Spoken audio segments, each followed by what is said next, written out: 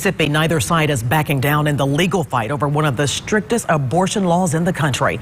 The state attorney general defending the law that bans most abortions after a fetal heartbeat is detected. Now it's set to go into effect July 1st, but Mississippi's only abortion clinic is asking a federal judge to block it. The same judge last year declared the state's 15-week abortion ban unconstitutional. In court papers filed just this week, the state attorney general's office argues Mississippi wants to preserve fetal life that exists from the moment of conception.